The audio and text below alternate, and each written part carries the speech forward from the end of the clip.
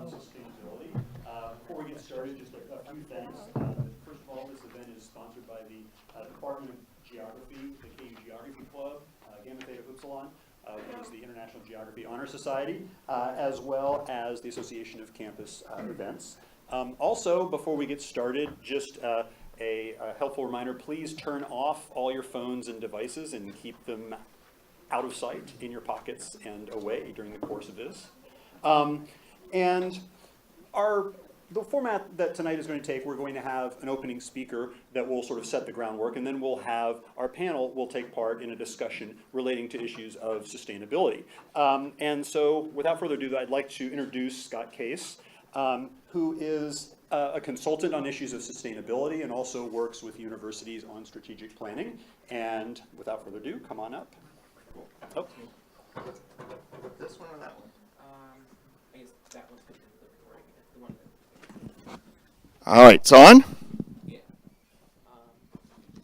Yeah. All right, on. Oh, Not on. sorry, it's not over the PA. It's just the recording there. The other one, the handheld one is the PA. Okay, can you hear me in the back? No. All right. So I hold two. Got it. And I hold one of these. All right, all is good. So I want to invite the panelists real fast. I did throw like just a few slides together. So if you want to sit, that way you don't have to look over your shoulder. It's completely up to you whether you want to move. So greetings. My name is Scott Case, and I have been playing in the world of sustainability since 1993 professionally.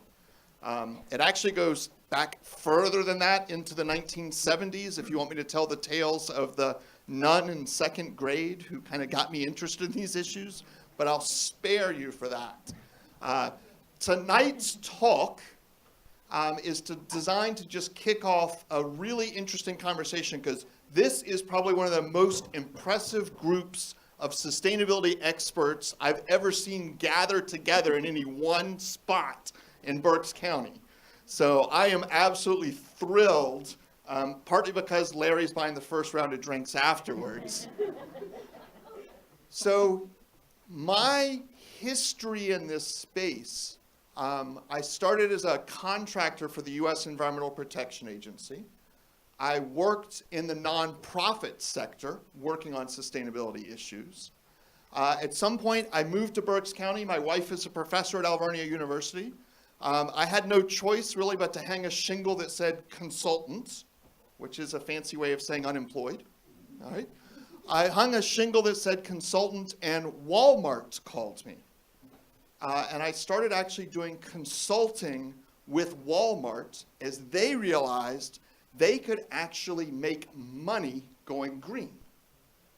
And things got crazy when you start working with Walmart, and the CEO of Walmart introduces you to their suppliers, small little companies like Procter & Gamble and Unilever and Johnson & Johnson. Things get crazy.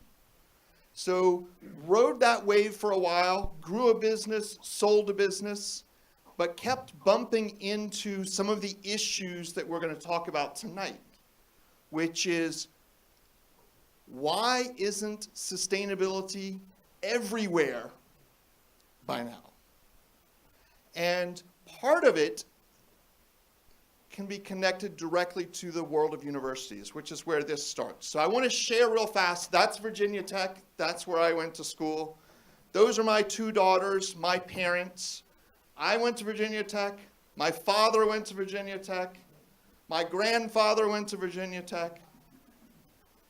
Universities grab your heart. They grab your soul. They're part of your life from that point on. When I went to Virginia Tech, the coolest thing at the time, we were the very first class that was required to have a computer. We all had computers. And that was the coolest thing ever. This was like the most high-tech, cool thing I could imagine. We were there at Virginia Tech, and we had computers before most of the business community did. We were not just living in the future, we were building the future. And that's what sustainability is all about, is building a better future. And that's why universities, at least some universities, have embraced sustainability. But let's start with the quick agenda. So they've given me a couple minutes to introduce things. 3 things I want to accomplish in a quick 15-minute chat. Define what the heck sustainability means. Describe the context for why people care about sustainability. And then begin talking about some of the sustainability solutions. Here's what I'm not going to do. I'm not going to go into the nitty-gritty specifics of what's happening on every campus. We have this cool panel that will be doing some of that. So this is going to be the big introduction to some more interesting, detailed conversation. Sound good to you guys? All right. So, defining sustainability. Where do people start? With Google, of course. And when you Google just the simple phrase, define sustainability, you get more than 324 million different definitions of what sustainability is. So real quick, on a scale of, say, 1 to 10, with 10 meaning you are a sustainability expert, how many of you in this room consider yourselves a 7 or above? Just hands up. All right, we got a couple hands. How many of you would put yourselves in kind of the 3 to 6 category? All right, that's where most of the hands are.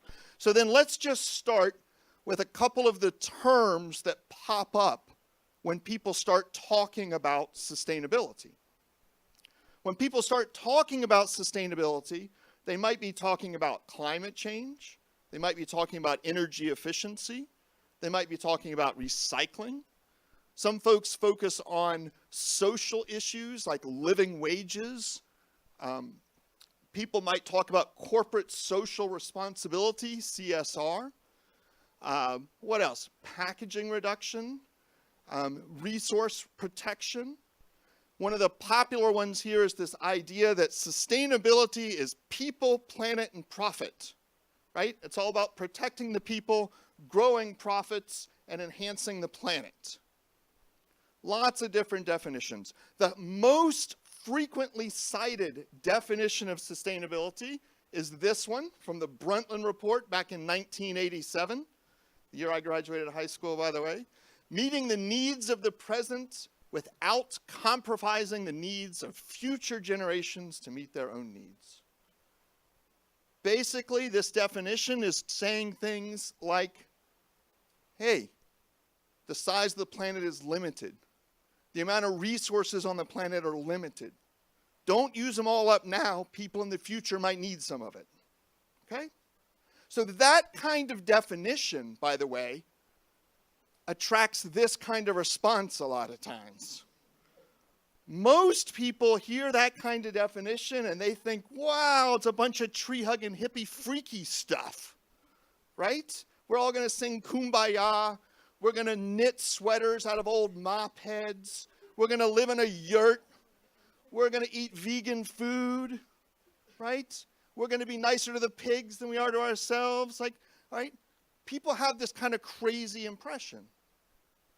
But more and more frequently, people have this reaction. Hey, wait a minute. This is a way we can make some money.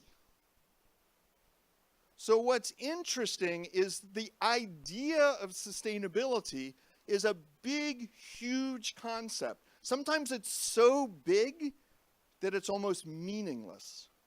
So you got to break it down and figure out what sustainability actually means. So I think there are 3 key questions people have to answer when they're trying to figure out what the heck is sustainability. 1, what is it you're trying to improve? For whom? And over what time frame? What are you trying to improve? For whom? And over what time frame? And when you look at it this way, you can start putting together a little graph. Welcome to academia. Can't do anything unless there's a chart, right? Here we go. So you've got one axis. For whom is this for? Is it just for yourself or is it for the entire globe? What are you trying to improve? Just your viability, your ability to live? Are you trying to improve your ability to thrive? And over what time frame? Just the immediate time frame or for forever? And when you start asking these questions, there are an awful lot of people that are in this red dot. What do they think sustainability means? It means looking out for myself, making sure I can pay my bills tomorrow. Now that's an individual perspective, but there are certainly organizations and businesses that define sustainability this way. There was actually a report I helped write with Berks Nature. Larry Lloyd here from Berks Nature, thank you, sir. This was an interview based on a report based on interviews with more than 60 different organizations in Berks County. There were a large number of organizations that live in this red spot. I don't know about all this tree-hugging hippie stuff. I'm trying to make sure that my company makes enough money so I can pay my bills and pay my employees. I'm worried about what happens next week. But as you work up the spectrum, you realize there are some organizations that are successful enough that they can think beyond next week. They can think beyond just the organization into the local community, or the nation, or the world. So the successful organizations can actually broaden their perspective. Why was I working with companies like Walmart and Disney and McDonald's? These are big, huge global companies who have global responsibilities. They can't afford to just think immediately. Working with outfits like Darden Foods, who own companies like Red Lobster, and they realize what's the thing that's inhibiting their ability to continue to grow and expand, is that they're actually at risk of running out of fish. The oceans cannot sustain that kind of production. So they have to think about these issues. So there's an interesting continuum here. Good enough for now? Good enough for now. So now we've got a definition of sustainability. So let's put in some context. There are three big, huge trends that any organization is beginning to think through, including, by the way, universities. Although I'll say universities don't care so much about millennials because those people are old. We're looking at like the Gen Z people, all right? But what's interesting is the big three trends driving interest in sustainability. One, environmental concerns, the different generational interests, and transparency. And so I'm going to walk through them pretty quickly. One, environmental concerns. Right now we are living in a world where we are witnessing the most significant extinctions in the history of the planet. We are seeing more extinctions than at any other point in time since an asteroid came hurtling from outer space, smacked into the planet, and snuffed out the life of the dinosaurs. Why? Because we're actually using up the land space where these animals used to live and thrive. We are looking at climate change. That's the chart down here. We are looking at significant shifts in the temperature of the planet. Why does it matter? All sorts of things. The wildfires, the increased storms, small examples of the kinds of things that are coming. The more significant things are when some of these species start disappearing, things like bees that do things like pollinate our food, right? No bees, no beer. It's a problem, all right? Population growth is continuing. Right now, they estimate that if everybody in the world were to live like we live here in the United States, we would need between 8 and 12 additional planets just to have the resources necessary to keep folks in that kind of lifestyle. Now, I'm not sure what the current count is on the number of planets in the solar system. It's either 8 or 9. Either way, more than we need, not as many as we need. So let's shift to the millennials. A couple quick little stats.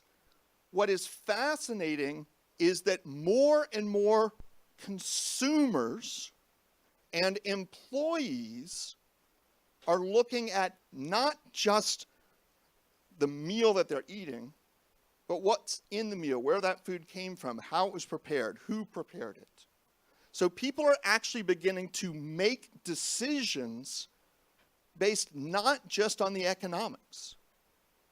Now, when you look at the Generation Z folks, this is the first generation since surveys have been done that actually prioritizes purpose over money. The Gen Z folks are actually beginning to make decisions about where they work, where they go to school, what brands they embrace, because they are embracing the purpose behind that brand. So let's move to transparency. Transparency is one of the other big things. We're living in this magical age where we all have a computer in our pocket, much, much smaller than the ones I had at Virginia Tech all those years ago. But with that, you have access to enormous amounts of information about what's in the products you're buying, who made them, where those resources came from. You can actually calculate the environmental impact of everything you buy. In fact, there are websites devoted to it where you can actually take your phone, scan a barcode, and get an environmental rating for the products.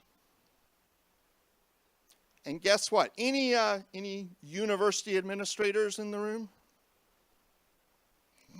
I found 2 of them at least.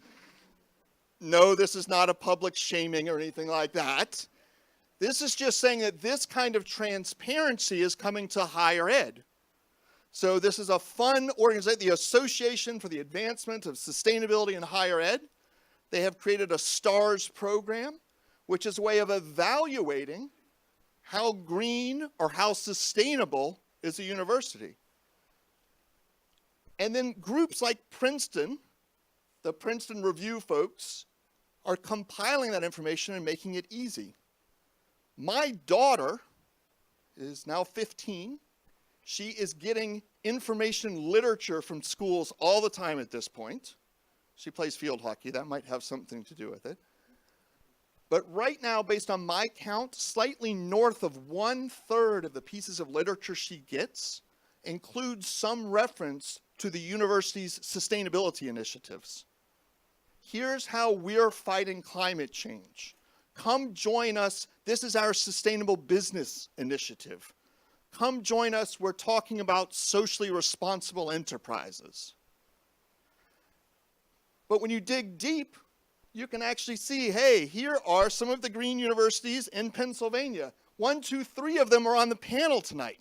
I'm telling you, this is the coolest panel ever. All right?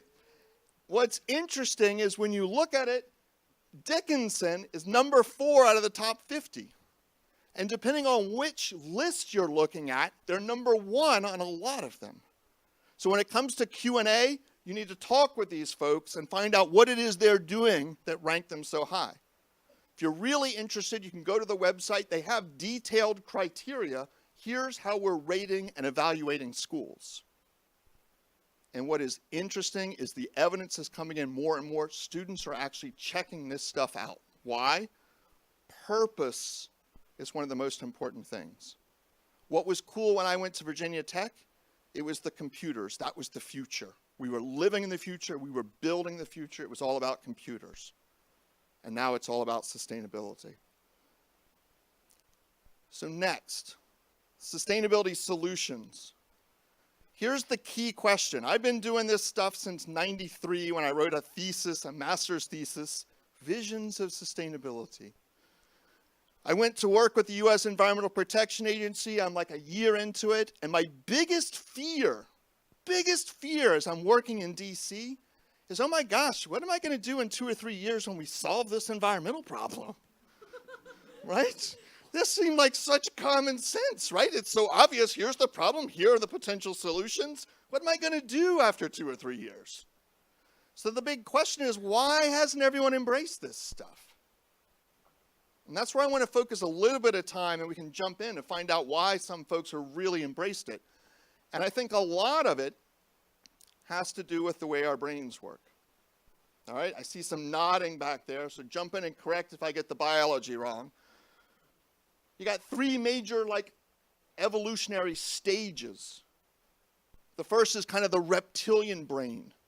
That's the, oh shit, something's trying to eat me, right? Or boy, I'm hungry, I better go get something, all right? Very, very primitive thought process. The next is kind of this social component, right? The limbic system. It's where the emotion stuff attaches. That's where relationships kind of start to build. And it's the third phase, the neocortex, which is where all the thought and the thinking happens. So here's something crazy. When you are afraid, when you are scared, you're operating in that reptilian brain. It is actually impossible, biologically impossible, to think when you're scared. At that point, what has kept the human society alive is just the whole fight or flight. And there's a lot of people scared. The environmentalists are scared. The rest of society is scared. Not always for the same reason, but when you're playing in that space, not a lot's getting done. So where sustainability is heading now is people are beginning to realize that the kind of stuff I've been doing since 1993 was ass backwards. We spent a lot of time trying to educate folks. These are the facts. These are the facts. The Earth is warming. Here's what's causing it. Here's the population charts. Here are the resources that were. These are facts, people. Let's get stuff done. And that didn't work so well. Turns out people don't care about facts. So a few years ago, 10 or so years ago, the big thing in sustainability circles was we got to translate stuff. We environmental people need to translate what we're talking about into business terms and talk about return on investments and all those kinds of things. We need to relate with folks, meet them where they are, is the language we were using. And that also didn't work.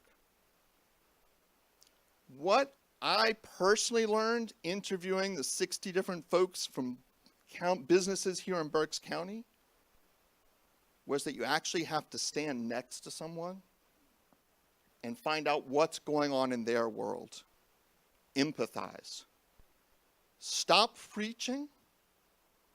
Ask what's going on. What's the biggest challenge facing your business?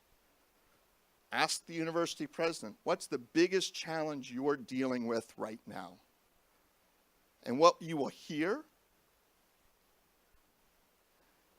is their fears. And once you understand those fears and you relate to them, you can actually have a far more effective conversation about sustainability than you could any other way.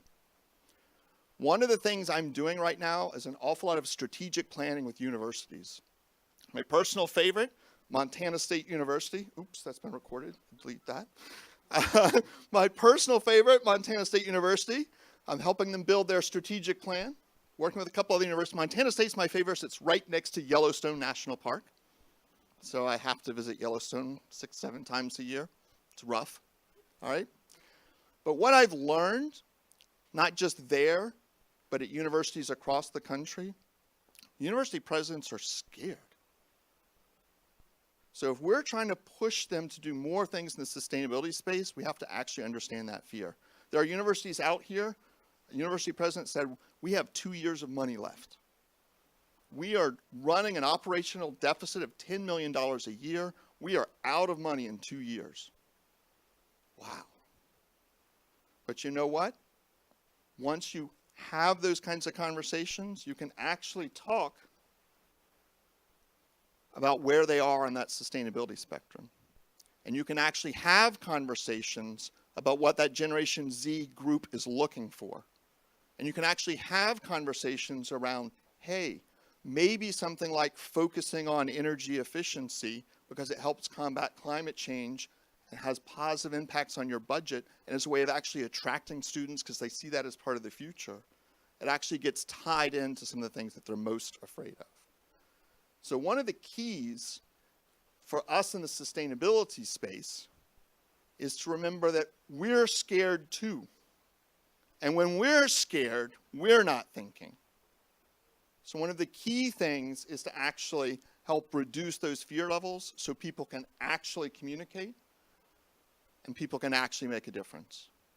So I will stop there, turn it over to our moderators because there's incredibly cool information on this panel up here. So thank you very much for letting me babble a little bit.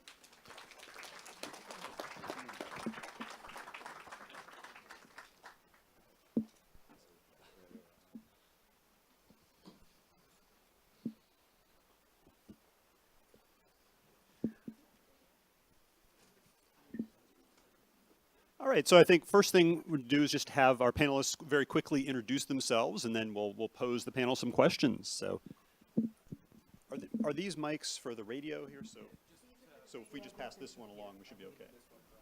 Okay. Good evening, everybody. My name is Chris Sawyer. I'm the Sustainability Manager for Kutztown University. Good evening. My name is Alicia Sproul, and I'm the Sustainability Initiatives Coordinator at Alberta University. I'm Jerry Siebert, and I chair the Environmental Advisory Commission in Kutztown Borough. Hi, I'm Shana Rose. I'm a 2016 Geography alum of Kutztown University, and I've been working behind the scenes for about the last year trying to create a whole sustainability culture here. Hi, I'm Kalina Prosick. I'm the Sustainability Coordinator at Muhlenberg College and also an adjunct professor of Sustainability Studies. Larry Lloyd from Berks Nature. Hi, I'm Bradley Flam. I'm the Director of the Office of Sustainability at Westchester University. I'm Shireen Dinal. I'm on the Environmental Advisory Commission for Kutztown Borough. Hi, I'm Rick Carr, Compost Production Specialist at Rodale Institute.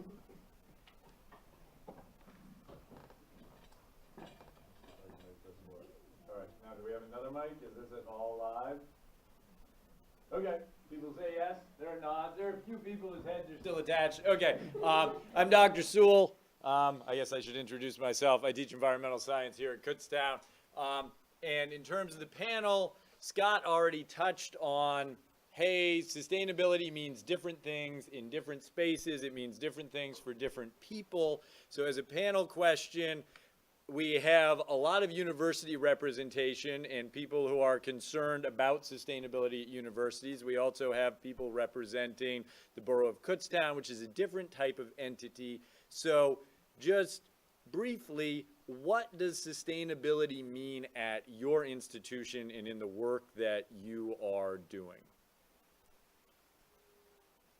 And just, I don't know where the microphone is, so if you want to start with it, or if you want to play hot potato with it, you can. All right, just curious, how many people have heard of Rodale Institute here? Most of the room. Okay, so I guess a portion of you probably eat organic in some level in your daily routine. Show of hands. Okay, did you know that organic movement in the world as we know it began here in Berks County at Rodale Institute? So that's what Rodale Institute's been doing since 1947. We're a nonprofit organization, and we've gone through lots of changes since then. Organic agriculture has gone through changes. Agriculture as we know it has gone through changes. But that's our MO, is finding the best practices for farmers and the community and just trying to grow organically and promote organic as much as possible. So it was sustainability for Rodale Institute. We kind of stopped using that term. That's something that, and it's nothing wrong with it, but for us it was more of how we defined it at Rodale is we would say, okay, you are maintaining conditions as they are. In agriculture, we can't do that, okay? You can't maintain them as they are. We have to do better, and we have to do better today than yesterday. and tomorrow has to be better than today. So we've begun using the term regenerative, and we're starting to use that, and we're actually coming up with our own label now. Just came it out with regenerative organic agriculture. So you have to meet all the standards of the National Organic Program, the USDA National Organic Program. You have to meet organic agriculture standards, and then there's several on top. One is animal welfare, social welfare, and then the farmer welfare, and your environmental welfare. So for us, it's more of what are we doing today that's going to be better for tomorrow, and then continuing that. So a lot of us, we have several projects going on. We do everything. If you could grow it in Pennsylvania, we're growing it, and we're trying to do it organically. And in fact, 2016, we were awarded a permit to grow hemp. It was the first time in 80 years that we were able to do that, and we're one of 16 different locations. So we started doing that, and many other, now I think there's 64 sites in Pennsylvania, and we're the only one attempting to do it organically. So farmers are going to want to ask that, how can I do this with minimum inputs, but still get the same outputs that my farmer down the road is spraying all of his chemicals. So for us, and for me particularly, I pick and choose my battles. Everybody has, that's what I would recommend for everybody here too. You can't solve the world's problems. You just got to pick and choose your battles. So for me, it's composting. Okay, so I've done everything from figuring out how compost can suppress plant diseases in the laboratory, spent years looking down the barrel of a microscope. I did several years of outreach and education as a master composter. That's actually where I first got my hat. You know, if anybody's familiar with master gardeners, same thing, but in New York they have a program called Master Composter. And so I did that, fell in love with it, and took it to the max. So I did everything from laboratory to large-scale production is what I do at Rodale Institute. And now I accept leaves from 5 different municipalities, including Maxatawny and Topton, the 2 closest to us. I get their leaves, and they're bringing their leaves right now. All right, and I accept grass from several other municipalities as well. And it's about once a month I get calls for food waste, and it's just a matter of time until I start accepting food waste. And from the university as well, I've gotten a call saying from Kutztown and was it Lehigh University, they both wanted a site for their food waste composting. People want to do it, and I'm just waiting for that moment to happen. And for me, sustainability is diverting as much waste from the landfill and creating resources from that waste material.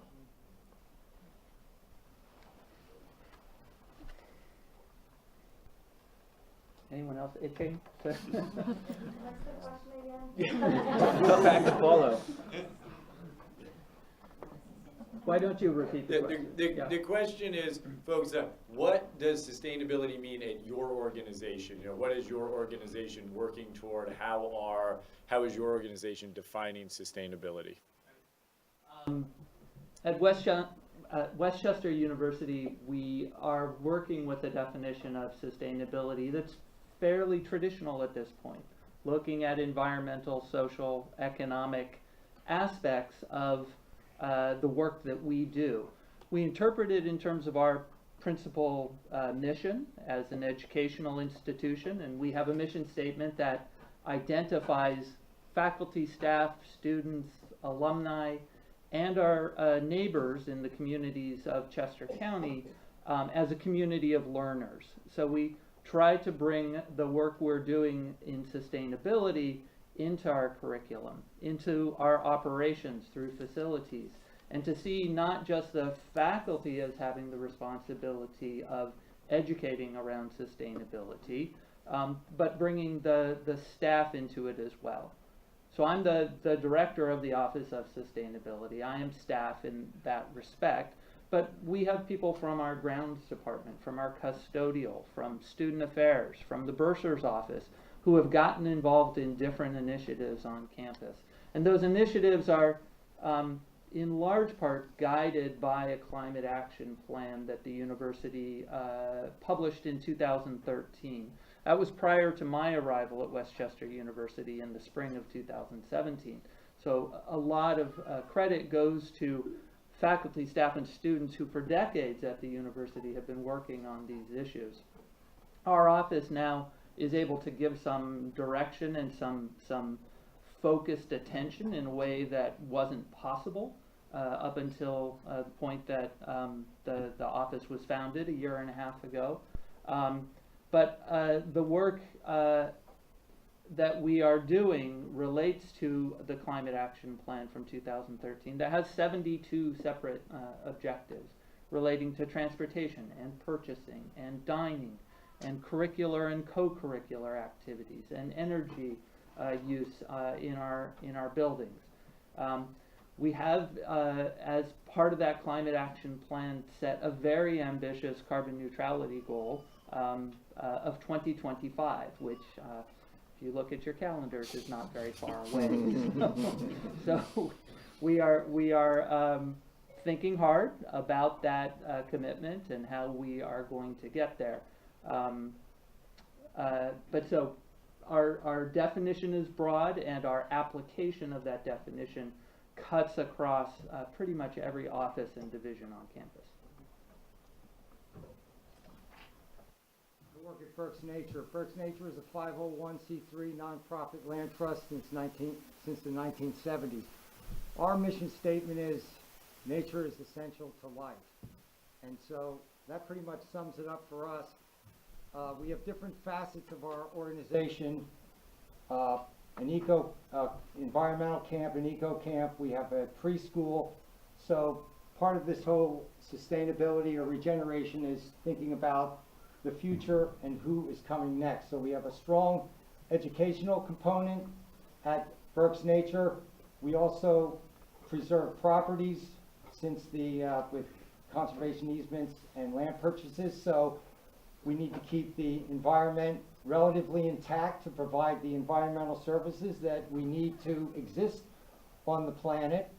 And so we've been doing that for a long time, and that's an aspect that I work in. And another aspect that I work in is water quality, making sure that we do best management practices on whether you work on a farm, whether you're a university, whether you're a borough, whether you're a private citizen. So those are the keys to the way we operate.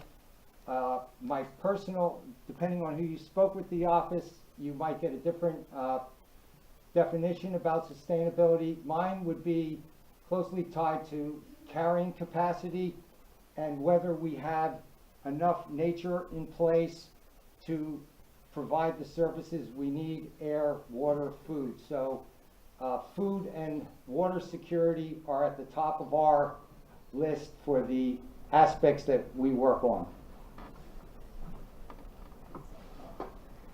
At Muhlenberg College, we also embrace a definition of sustainability. Similar to Westchester's, we focus on the triple bottom line, so the economic factors, environmental factors, and social factors. So, you know, what does that actually mean in practice? Well, the college as a whole is looking to maintain their economic viability, so we let everybody take care of that. On the environmental side, the Office of Sustainability focuses on decreasing resource use. So whether that's water, energy, composting, making good food choices, we cover kind of a broad range of different topics. We also focus on the educational side. So what does it actually mean to be a good citizen of the 21st century? How does sustainability factor into that? We do a lot of outreach with our student population and also with everybody in our community.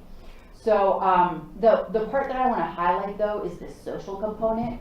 I feel like for a long time, sustainability at Muhlenberg and at other places has been focused on sort of this environmental and economic piece, and we're really trying to intentionally draw some connections with socially just initiatives and bring those groups and those initiatives and just the voice of historically marginalized populations into the conversation and into the table as we talk about sustainability and as we talk about economic growth at the college.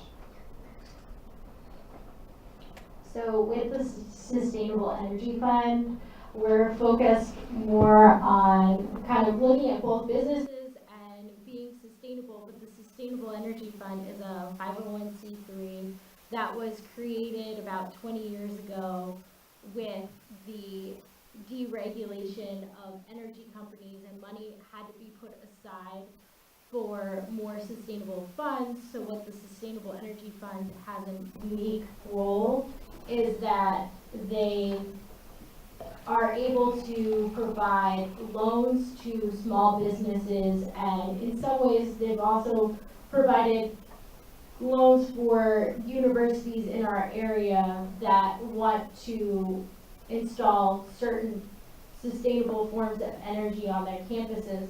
But also, I worked directly this past summer on their their Solarized Lehigh Valley program, which was the first program they did for homeowners and small businesses. And that was designed with a lot of outreach and education about solar for homeowners, especially that don't know enough about solar. And it was also an opportunity that solar customers could get a more reduced rate for their per watt rate. And so it was about 30 cents less per watt. And then also we've done other programs in the past for small businesses and have done retrofitting programs to educate the businesses in our area to be more sustainable. Well, as far as Kutztown Borough, we've always, again, embraced the environmental sustainability. We have a lot of different things that we've been doing. But as far as I thought was really interesting about our borough is that the economic sustainability. We basically have our own utilities company. So we've had, they actually did an NPR thing on them years ago about how we're the only municipality in the country to have our own utilities company. We have internet, we have cable, we have our own electric company. So all of that money goes right back into our community, and we can use that money for anything. And that's something that I thought was very interesting. And of course, we work very closely with Larry Lloyd. And then of course we've done all kinds of, we're always reevaluating our equipment and putting timers on the lights on Main Street, on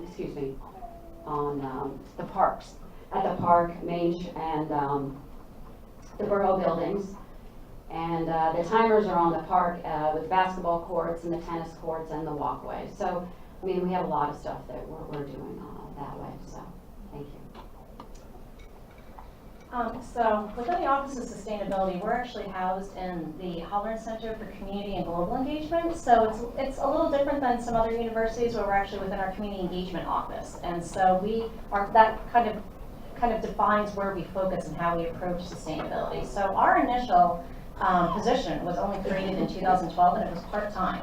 And it took a little bit and a lot of effort to make that into more of a full-time permanent position, about 2 years. And with that came a broader focus. So we started with the community and what connections we could make with the community and started to develop a definition around that. Currently, we approach sustainability with 4 dimensions. So we add on cultural to that. Some people do sociocultural. We actually pull apart cultural a little bit. It obviously mixes in depending on what you're doing. But within that, we then made a plan at Alvernia that made sense to us. And we focused on education, community, and operations. And of course, you find yourself, especially within our community area, we're doing really well. Education, that is our purpose. We think of universities as their microcosms of society. So we are basically reflecting everything that you see within a community surrounding you have on a campus. And so we have a responsibility for each of those systems that's occurring on a campus to be as sustainable as possible. So that's how we approach it. Operations is the one that, that's something that we definitely need to be improving at Alvernia. We're working on that.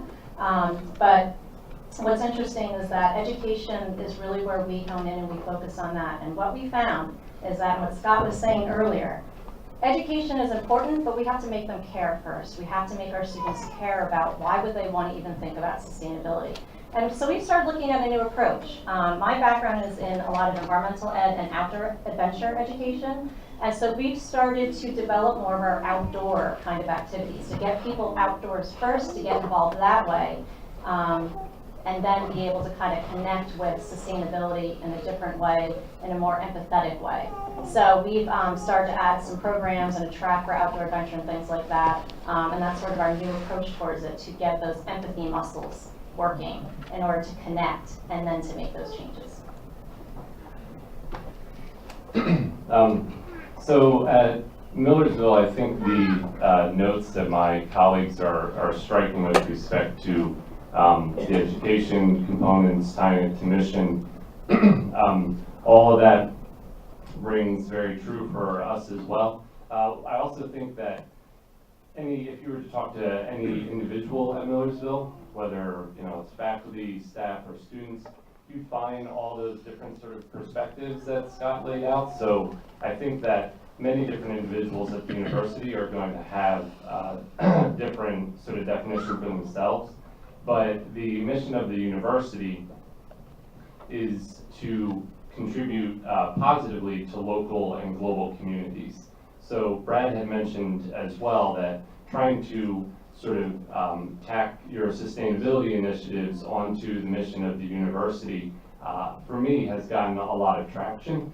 And so if you think of that definition or that mission statement of to contribute positively to local and global communities, that marries very well with what Scott had presented as the definition of meeting the needs of today while not compromising the ability of future generations to meet their own needs.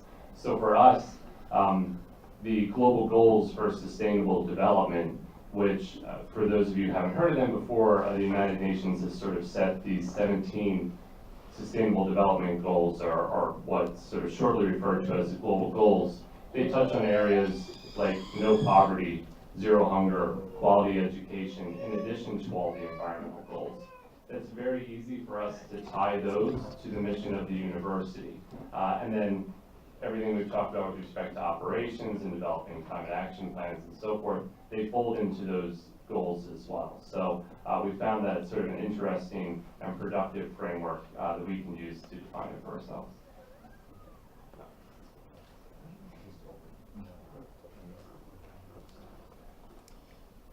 All right, well, thank you, everybody. I guess the next step then is to figure out how do you go from the generalities, the mission statements, the broad goals. How have you gone about as an institution turning that into specific actions that can be taken to achieve those goals and to ensure that there's follow-through, that things actually happen? I guess before I just talk and pass this down the line and see if there's anybody copying at it, or otherwise I'll say my thing. All right, so we're going to do it this way. So I guess I would say just do something. Like, start with a project. Ideally, it would have some degree of significance and be something that you can measure and evaluate progress toward over time.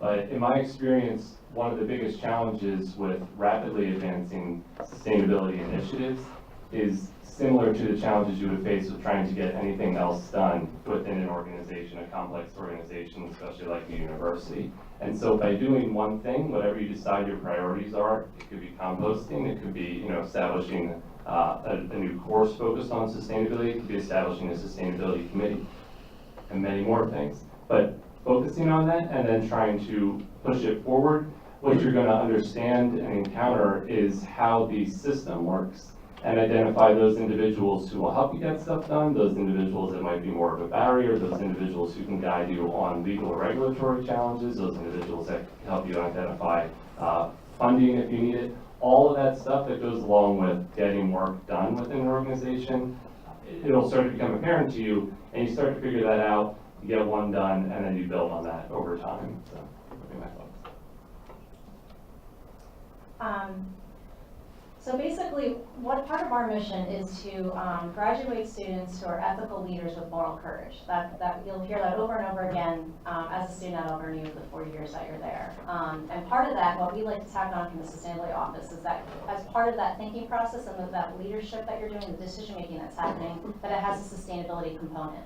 And we take that, and because we're focusing on leadership and developing leaders, what we try to do is develop student leadership projects that have a sustainability focus to it. So just as an example of that, we have our Bob Turtle Creek Farm leadership team that comes out of the sustainability office. It is basically essentially a sustainable agricultural project. And we have talked with Burdale Institute before, so we've got a lot of great information from you guys. Appreciate that. But it's just an opportunity for them to run a small business. It's tangible, it's something they can see results, and we can see the leadership growth and start to assess that over time. And so I know part of this is how do you assess kind of the change that you're making. And so we're starting to do that specifically with that project and expanding it out to our others as well. So with the work that I've done in about the last year, I've been directly meeting with members of the geography department, and we've kind of been doing several different things, and a lot of it is creating bridges with other different departments on campus by meeting them, and a lot of them I've gone directly to and have had meetings, and the biggest thing that we keep coming back to is while we're in this process of creating a whole more university-wide connected program is having programs to educate students or get students involved in the process. So out of that, we've discussed the idea for this year to have Geography Awareness Week to be about sustainability and to bring the conversation into focus right now, and to have various different events throughout this week to kind of encourage students and community members, but also employees of this university to take part in that. One of the things that I would suggest would be to get to know your stakeholders. What I found is that many people on campus, whether they're students or professors or administrators, really do support the goals of sustainability, but maybe it's not their top priority. Maybe it's not number 1 or number 2, but it could be number 4 or number 5. So really reaching across the aisle and reaching to folks that you wouldn't necessarily think have a stake in sustainability really makes a big difference. And Scott earlier had shared this framework called STARS, which is a sustainability evaluation framework specifically developed for universities. That is fantastic. If you want to really figure out what's going on at your university, really dig deep and really set some baselines and some benchmarks, this thing will do it. And it will also get you in the offices of 30 different faculty and staff, which will develop those relationships. So if you're looking to figure out where your whole university is at, brainstorm some really cool solutions, and set some goals, I would definitely investigate STARS. Berks Nature, of course, is not a university, but I think there might be some things that from the private sector that could be used by universities as models for action, and action is our primary purpose at Berks Nature, and the way we organize ourselves is forming committees with work groups and working in partnership.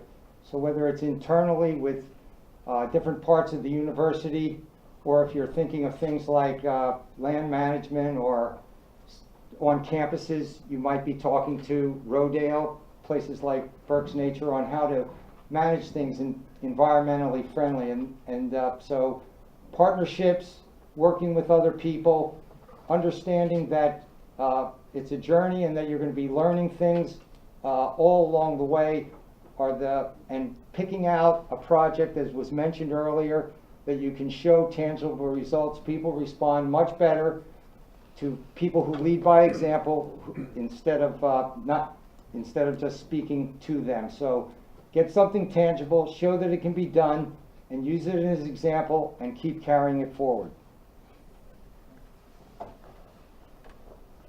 Westchester University, in some ways, I think, is fairly far down this path.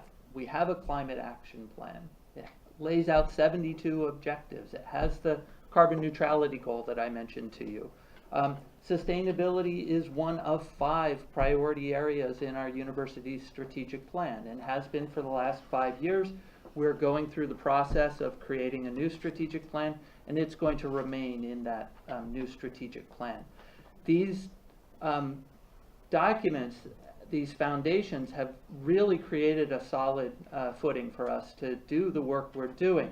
But they are the result of several decades of people working on these issues, and that process was not at all linear. It was not, a direct path from a few people starting to talk about this in the late 1990s to the point where we have these documents and we have a funded Office of Sustainability. I think some of the keys to getting to the point we are, which we still have lots of work to do. Don't want to present this as us having solved the problem of sustainability in higher education. We're struggling in lots of ways too. But I think some of the keys to us getting to the point where we have this document, these couple of documents that really give us some credibility to reach out to, as I said, every office, every division on campus, is that there's been consistency from people who have been talking about sustainability for years and years and years. It's been a very collaborative process and cooperative process. I would imagine everybody on this panel is representing sustainability efforts at their organizations, but they are working with large teams of people with different expertise. I come from a background of city and regional planning. I've done a lot of research and teaching on active modes of transportation, so I can bring that subject knowledge to the work we do at Westchester University. But I'm not a communications specialist. I'm not a specialist in energy markets and negotiating power purchase agreements. I'm not an expert in managing our 3 campus gardens or working with the stewardship manager for our 135-acre Gordon Natural Area. For us to do the work we do, we have to be collaborative. We have to be working with people who bring different experiences and different expertise to the work we're doing. So we've had a group of people who have consistently worked on these things. It's been a collaborative and cooperative process. And it's been fairly comprehensive. We haven't wanted to focus just on one thing. We've wanted to define sustainability in a broad enough way that all members of our communities can find a piece of it that's important to them. That means we've made more progress in some areas than others. The university 12 years ago started to plan for and then invested millions of dollars in a large district geothermal system, which has allowed us to significantly reduce our carbon emissions on campus. But we haven't made a whole lot of progress in the area of dining. We've made some progress, but we know we've got a lot more to do there because that hasn't risen to the top of the priority list. So getting these plans together, putting these documents together is powerful and very helpful. But the issues of having people who are consistently working on these issues, who are collaborating with each other and reaching out, I think are the keys to getting to the point where you have that solid foundation.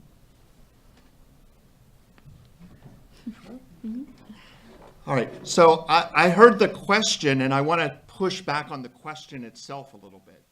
So the question I heard was, how do you go from theory to action? And I think the most successful programs I've seen do it the other way. Every organization I've ever walked into has done or is doing something I would consider sustainability related. And so one of the first steps inside an organization is to identify what the organization is already doing that kind of fits into sustainability. And then there are 4 magic questions.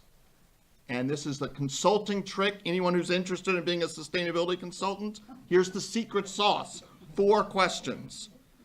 All right? You find out, what are you already doing? And you go and you talk to as many people as you can in all different parts of the organization. You give them a broad definition. Ask, what are you doing? What are you doing to save energy? What are you doing to reduce energy costs? What are you doing to save water? And you just ask those questions. The next question, what motivated you to do that? You're trying to understand why they're doing it. All right, so what are you doing? What motivated you to do it? Question number 3 is, what else would you like to be doing? And once they've put their dreams on the table, the question becomes, what would it take for that to happen? And by asking those 4 magic questions all across a campus or throughout a business or a corporation, whatever, what you're doing is mapping what's already happening. So you can then applaud them and say, guess what? You're doing sustainability. Congratulations. You're kind of here on the scale, but you got a good foundation. And you also understand why they're doing it. You understand their motivations, so you can use those motivations to push them further. You know what else they want to do, so you've got a plan for what you want to be doing next. And you've got some sense of what it would take, so you know what kind of resources you need to line up to make it happen. So sometimes starting with action is the way to go, rather than worrying about all the theory stuff. It's a tough one to follow, I guess. Yeah. But having the last word, I suppose I'll sum up, but I probably can't add too much than the rest of the panelists. And I think I like the best is do something. All right. And at Rodale Institute, most of us are scientists, and we're always doing something. We're always asking questions. Okay. So for us, we start with the education. Okay, is there something here that's worth examining? And then we partner. I heard that. You go out and partner with people. So one of our big projects now, we have 2 of them, is improving water quality. So we've partnered with Stroud Water Research Center and William Penn Foundation to answer that question, 6-year project.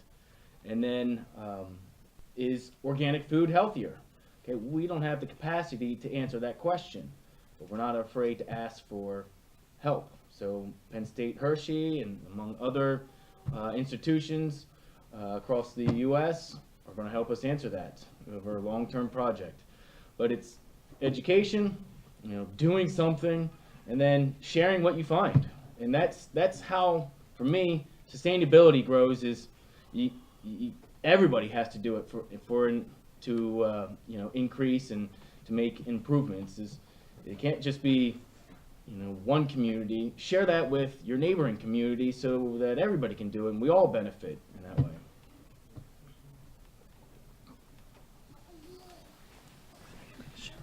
And a number of people have already touched on this. Rick just talking about sharing with your community and partnerships and so forth. And this is, I guess, in some ways targeted at people at universities, because we're at a university here, but also for those of you who are not at a university, who have ever thought, like, we could really get this done if only we had a large captive labor source. And that is what a university is. And so, how can institutions like universities that, as was mentioned, are something of a microcosm for a broader community, how can they leverage that capability to be partners, to work? What are ways that, yes, the downside of students is that they're transient. The plus side is there are a lot of them and they're energetic. And so how can we generate the synergies and help everybody move forward in that community? So anyone who'd like to add more on that, please. Colleagues at the universities answer that, but the last part, we have interns.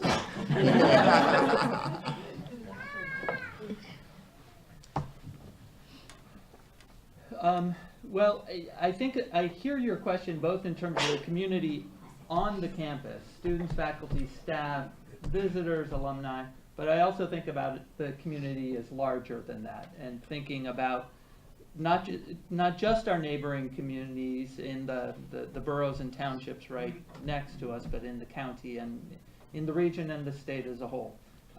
So that's a long prelude because I don't have a great answer to your question. It's a tough question. We have been working to try to communicate what has been happening amongst what is a mighty but still relatively small community of people at the university who are really committed to these issues. As we are more successful at communicating what's happening, what accomplishments the university can claim over the past decade or so, more people are reaching out to us. Not just students and faculty and staff on campus, but we're finding that community organizations in Westchester Borough and in the townships around us have reached out to us and have wanted to co-sponsor events and to invite us to speak on panels at meetings that they're having. So I think communicating is a big part of what we can do. And when we meet people, have answers to the question, how can I get involved? I still feel relatively new at Westchester University, but I can point to a lot of my colleagues on the staff, faculty, who have projects they're working on, research projects, projects related to different operations of the university. And so being ready with an answer to, I've heard about this, I care about it, but I don't know what to do, having an answer ready for them. And we're still figuring out how to answer that question well. No, I'm not with the university. I would like to comment on it because I'm really glad you brought that up. I think of it, you have the community within the university, and then you have the community surrounding it. And I have to say that in working with some of the professors and students at Kutztown University, they have representation. Get involved in your local community. They have representation on the EAC, on the Borough Council. They do projects. We have done projects with the university at the local school districts, and the university and ourselves have helped to manage the local park. So getting involved in your local community and being part of it, instead of being seen as something different than the community, you are part of the community and can fulfill an important role in the community, not just on your campus, but within the greater community. First of all, I want to tell all you guys, all you students in the audience, you guys have a lot more power than you think you do.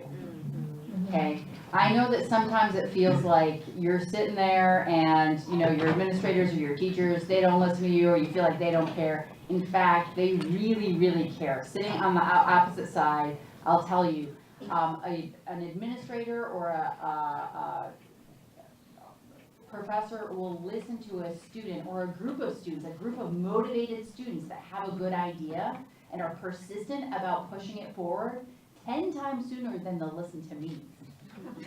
Okay, so keep at it. If you guys have a good idea, get a couple friends together and start working up your agenda, start pushing your idea, because you're more powerful than you think.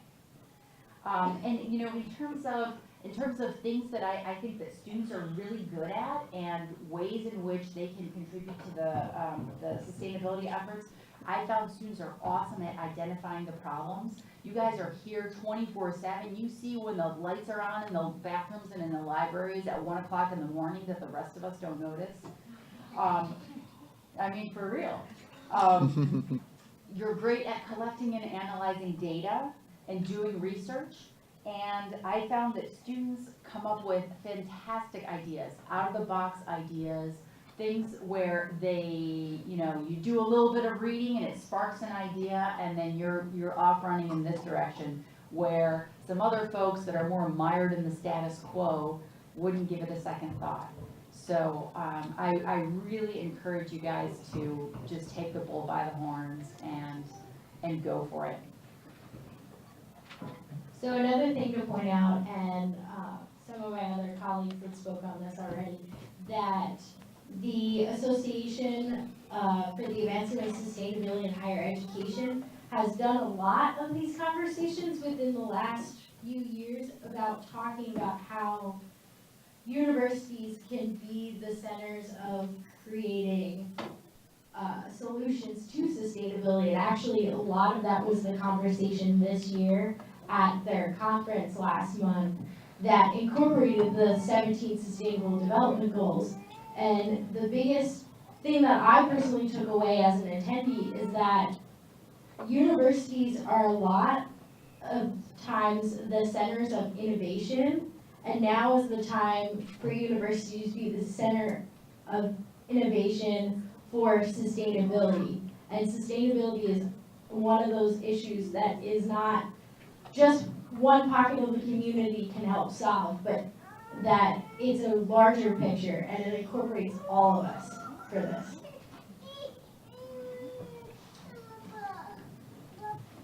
At Alvernia, we have found across faculty, staff, students, so much value in being part of community projects. And there's a lot of value, especially for students.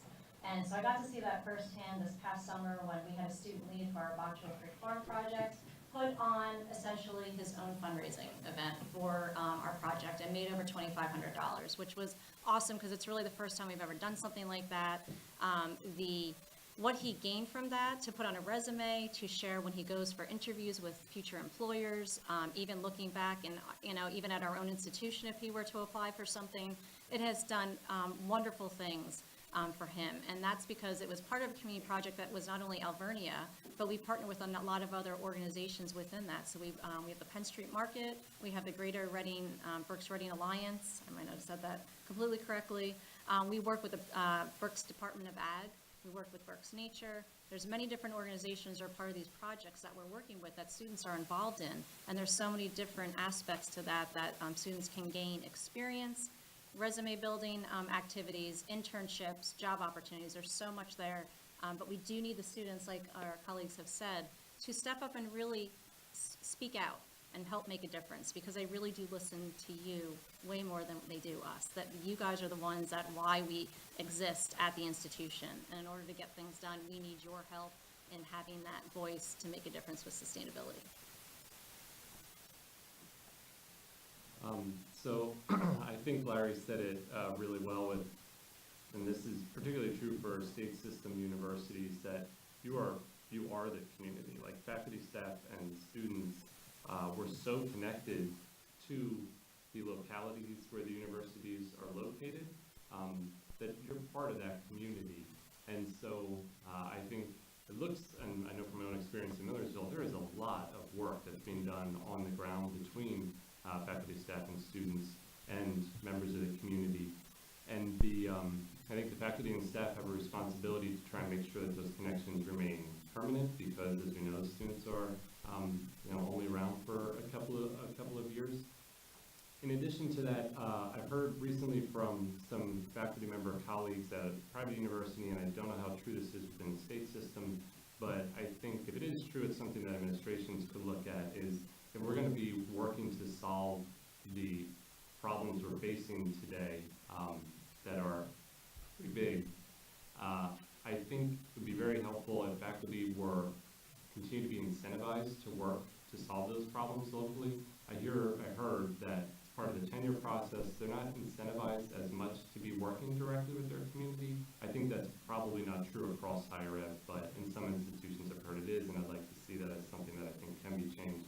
Last, I want to put in a little plug for something very tangible that we can do anytime, which is to sign the We Are Still In commitment. When the U.S. signaled that it would leave the Paris Climate Treaty, which is a global commitment that countries have made to address climate change, the U.S. has not yet left, but it signaled that it would leave. It would be the only country in the world that would be leaving. Right? Every other country is like, yeah, okay, we're taking climate change seriously. We're going to agree to work on it. When that happened, corporations, municipalities, universities across the country established We Are Still In, which is a commitment to still meet the Paris Climate Treaty. And there are thousands of them across the country that are doing that, including lots of localities within Pennsylvania, ranging from Ferguson Township up in Center County, really tiny, all the way to Philadelphia and Pittsburgh, and everybody in between. So it's something that could be done locally if it's not already. And then, as an example, the city of Lancaster has done it. I'm working with our Climate Action Plan Steering Committee. F&M is helping to prepare their greenhouse gas inventories, climate action plans. It's a tangible example of how we're working at that level to solve global problems.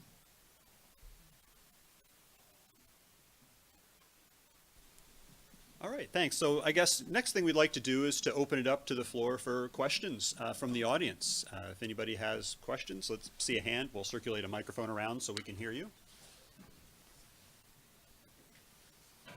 Don't be shy.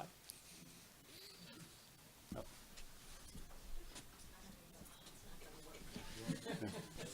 It's not working?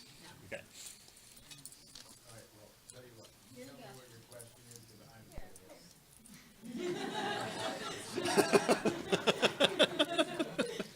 So I know one of the big things that made a decision for me in choosing what university I went to was definitely the grounds, what the campus looked like, how nice it was, the fauna and stuff like that. But when it comes to maintaining that kind of stuff, you use a lot of emissions, a lot of energy to cut lawns and everything regulated and under control, so it looks good. One thing that I remember from Popular Science magazine is that there's a lot of waste that happens with lawnmowers. Not a lot of them are regulated, like we have cars that are regulated for emissions and inspection to make sure that everything is running and operating appropriately. What are some things that the universities that you guys work at do to try to limit release of the extra emissions and stuff like that when it comes to maintaining the actual property that you guys have?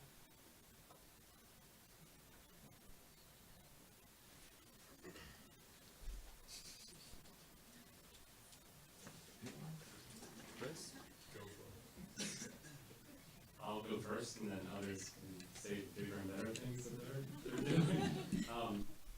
First, I think we're doing some, and we could be doing more. It's generally sort of converting to wildscaping, particularly on the periphery. Within a university, one of the things, as you mentioned, that helped maybe in your decision making was how good the grounds look, right?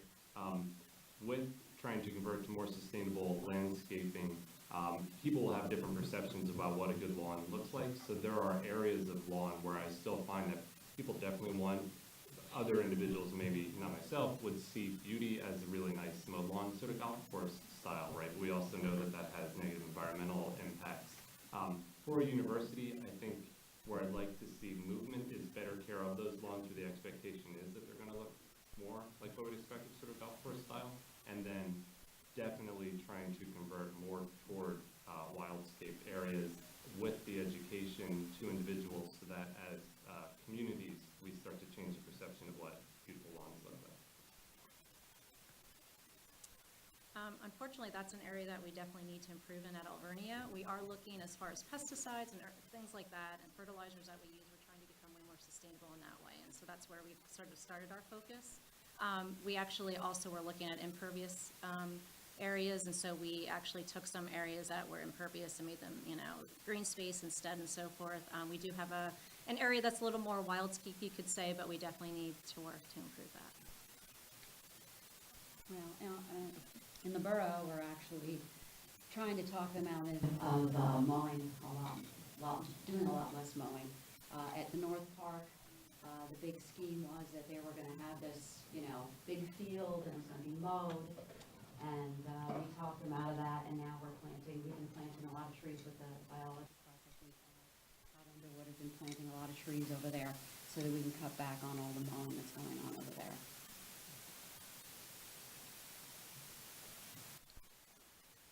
One of the things we're focusing on as far as our grounds go is the choice of plants. So choosing specific grass and lawn varieties that don't need a lot of maintenance, so they don't need to be mowed as frequently, and also plants that don't need a lot of water use. Previously, we were watering our lawns like crazy, and that also, circuitously leads to a lot of emissions. So the choice of native plants, which are more hardy, they're more resilient, versus some sort of commercial ornamental variety that you can pick up at Lowe's, has been a real focus for us, and we've seen success with that. At Berks Nature, thank you for asking that question, by the way. For Berks Nature, we do a lot of management. We own a lot of properties, preserves. We also have helped many schools, institutions with the management of their grounds, including North Park. And the way you start with is with a management plan that's developed with, across the board, who's ever on the, whatever the institution may be, from the administrators down to the people that actually do the work, so that when you finish up, everybody is on the same page. And you set your goals, primarily, which will be in the context of this conversation, less fossil fuel usage, less herbicide and pesticide use, and the mowing time, the emissions, that whole factors into it. And then the use of native plants, as mentioned, is perfectly appropriate, because you can also tie in then more wildlife viewing opportunities and get people to understand the web of life in a greater way. Pollinators, we all have a responsibility to that, and our food supplies. And we don't want to forget about MS4, municipal stormwater regulations, which right now municipalities are having to comply with state regulations for that. And someday, we are all going to have to be having our own stormwater plants for our own property. So my advice would be to get ahead of the ball, and work for a management plan on this campus or wherever you happen to live, including your own home, that deals with stormwater use and energy use. Westchester University is doing some of the things that you've heard about already. We try to keep parts of our campus in a more natural state that requires less maintenance. That's both cost saving and also energy and fuel saving.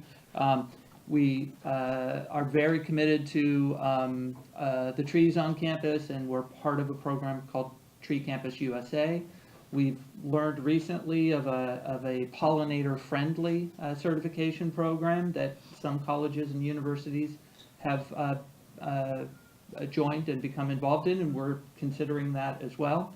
Having said all that, we too at Westchester University mow a lot of lawns and use a lot of fertilizers and herbicides in some cases, and we know that there's more that we could do.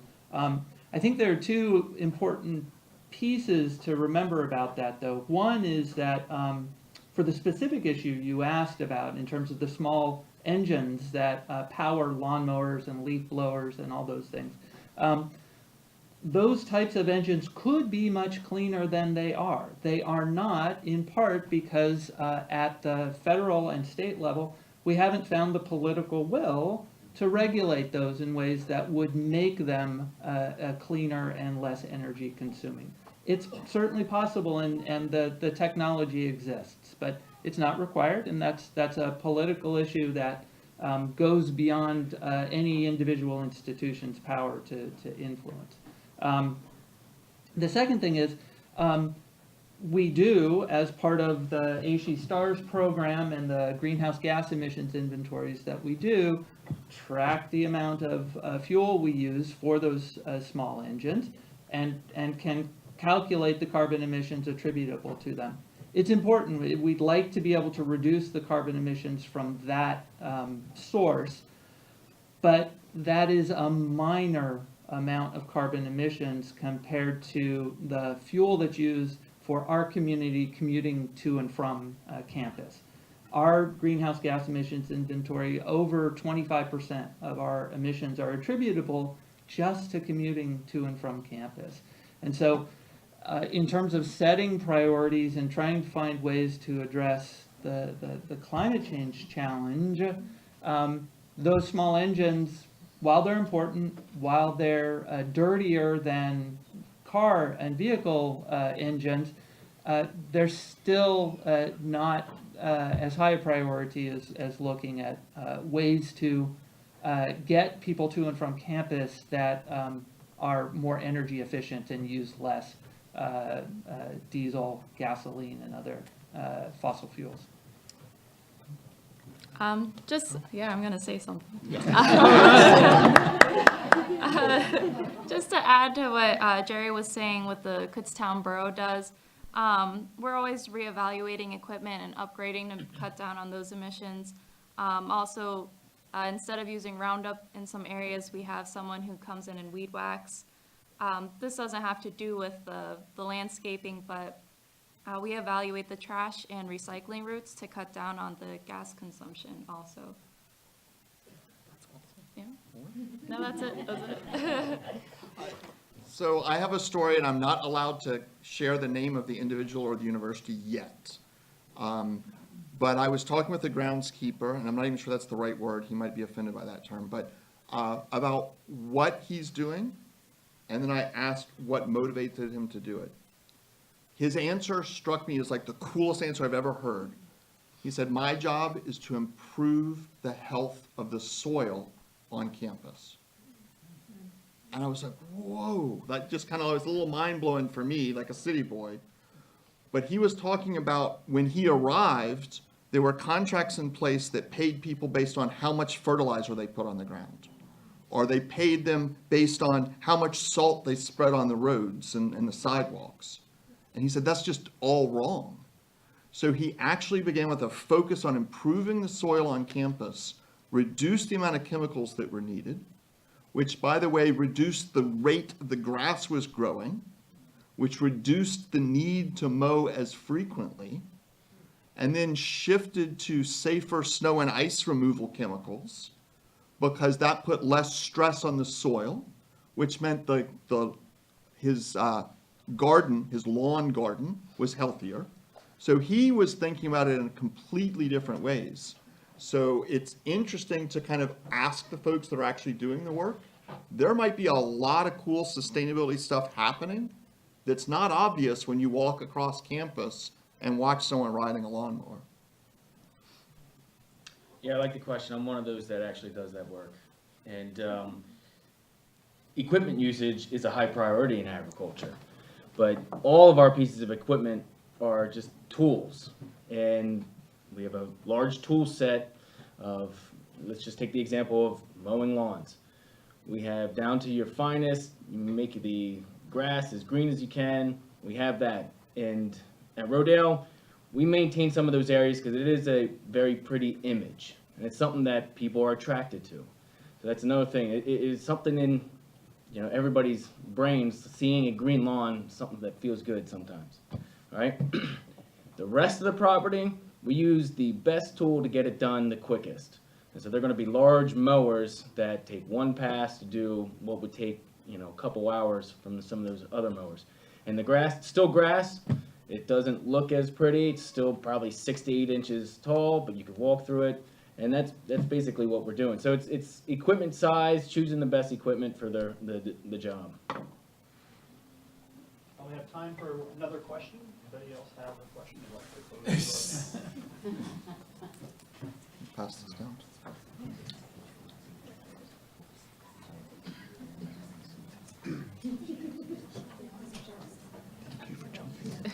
That's awesome.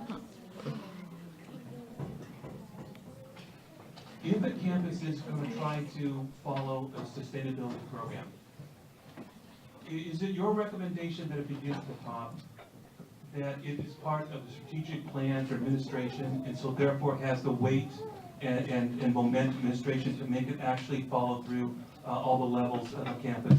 Or do you think it's more effective from the bottom up?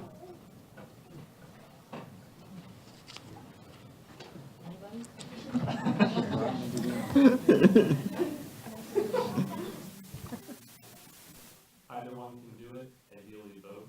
And yes, it's very helpful if the top signals that this is a priority for the university to empower individuals throughout the university to focus on it in ways that if the university is saying other things are priorities, they can be directed elsewhere. But for my part, from my colleagues at other universities, I've seen them do great things without any sort of administrative direction. Yeah, so that's my thoughts. I'll answer really quick. Just at our institution, we've taken the middle approach, and I would definitely say the top approach is a more direct, quicker way to get things done. But the middle has also worked with kind of reaching out to students, faculty, staff, and kind of elevating up. So that has been successful as well, just maybe a little bit slower.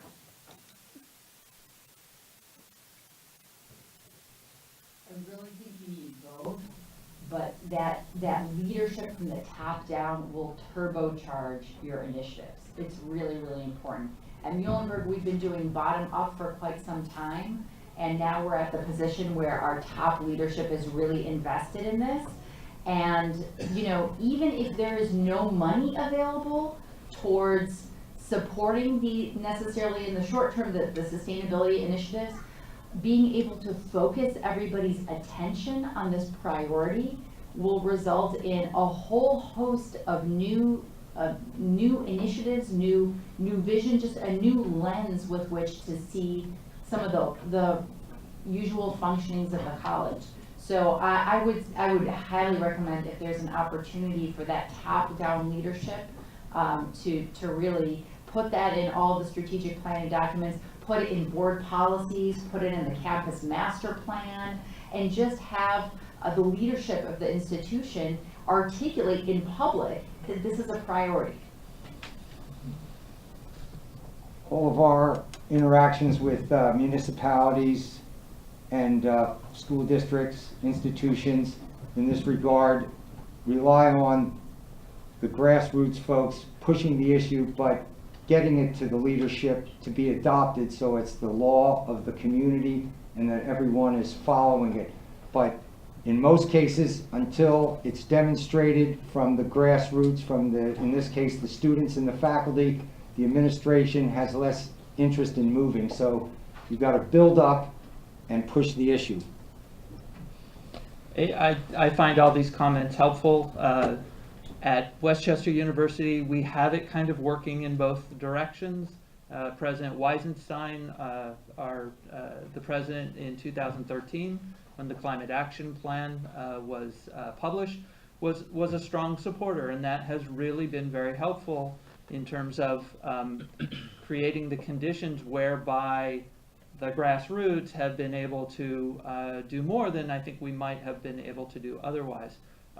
It's very important for us that sustainability is one of the 5 priority areas of our strategic plan, but I don't know that it would have to be in it for an institution to be successful in addressing issues of sustainability on campus.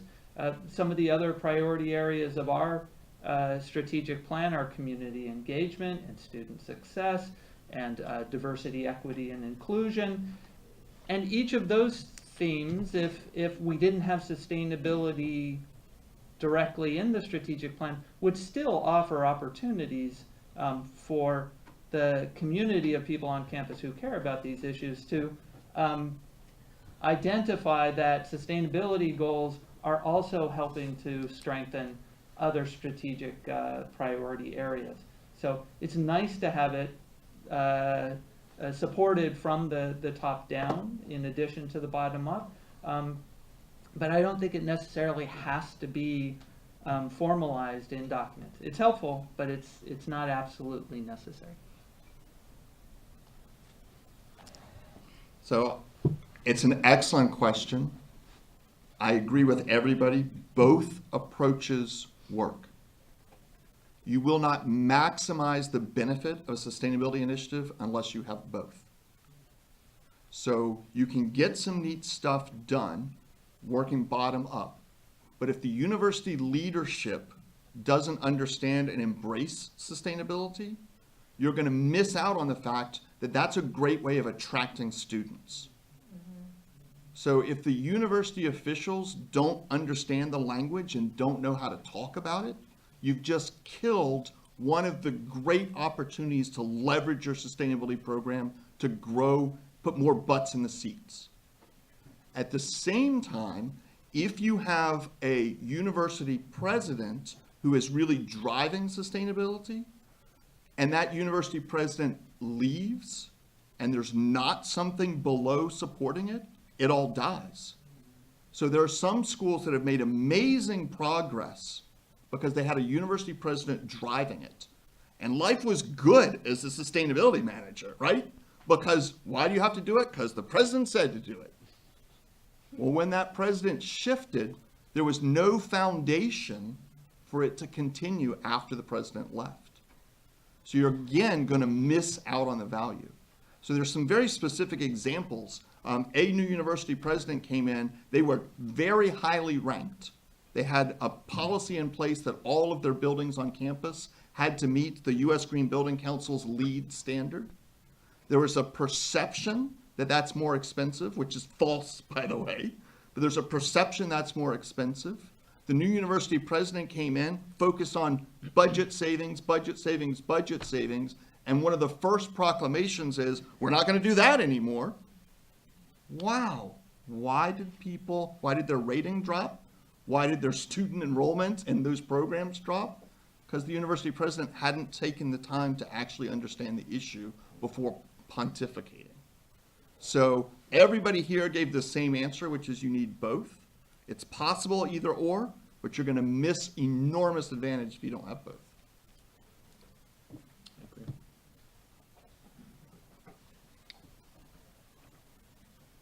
All right, well, thank you, everybody. I'd like to, before everybody scatters, I'd like to invite up our Geography Club members, Tiana Andrews, and any of you, the rest of you that would like to come up. They have a quick statement here.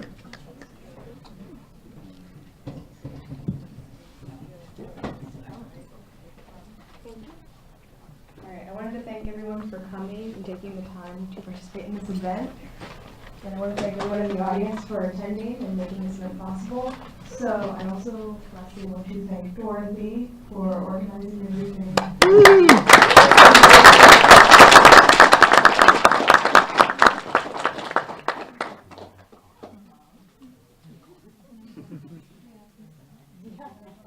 And I just would like to say a few thank yous. The KU Geography Club has worked very hard to make this week happen.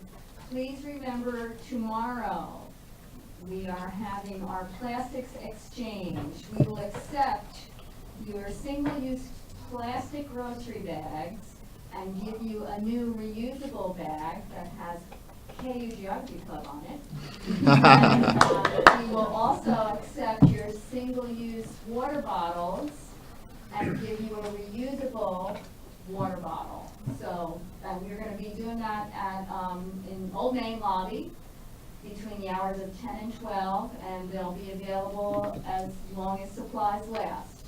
So bring us your yucky stuff, and we're going to take care of it and give you some new reusable, biodegradable, environmentally friendly items. Thank you to the KU Geography Department, all my staff. They're always so very supportive. And thank you to everyone on this panel, because I've been working on you guys and ladies since May. And it came together, and this was really super, and I hope it helps to kick off a sustainability conversation here at Kutztown. So thank you all very much.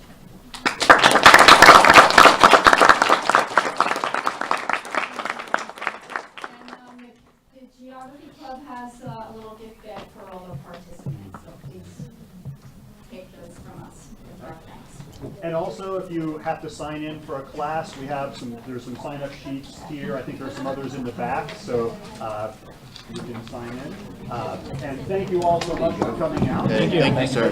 Yeah, thanks for organizing I'll this. be happy to talk to you up here.